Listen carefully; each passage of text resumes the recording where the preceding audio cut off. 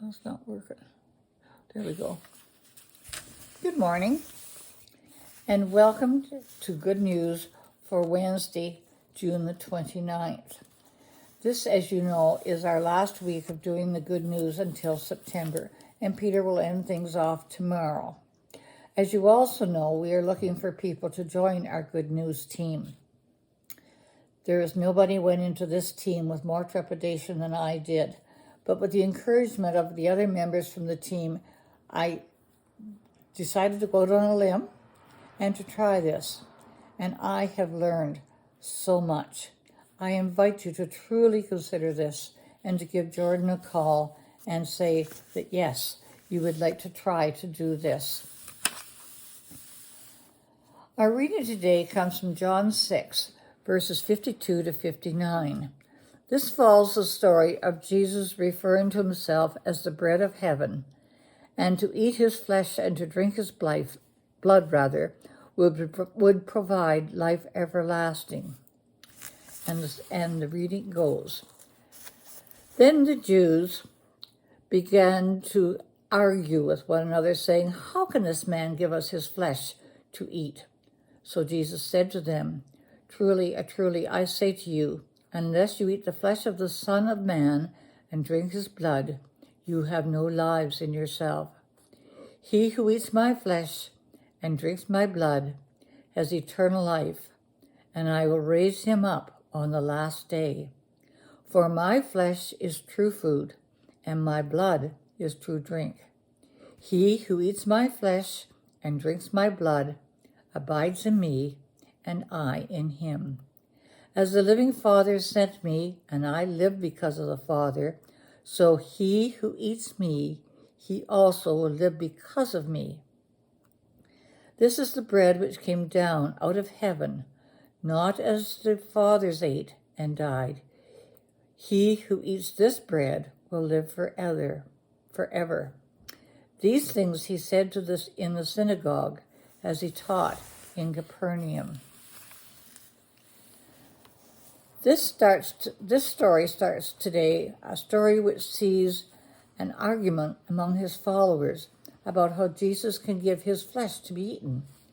What does it mean to eat his flesh and drink his blood?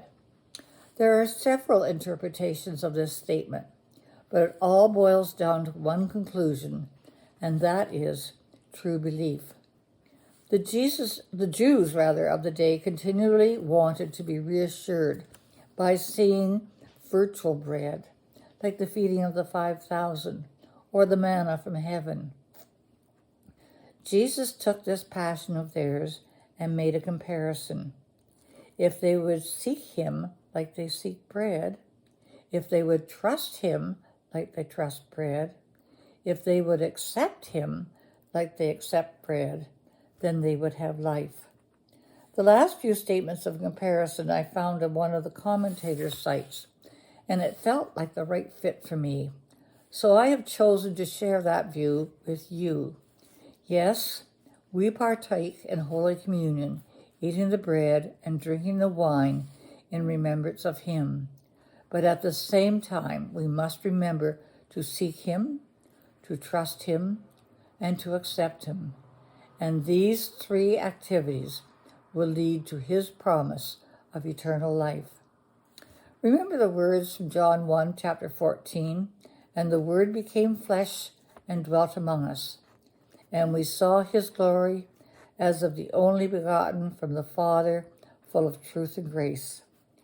You know, we read these passages, we think about them, we contemplate what others have said.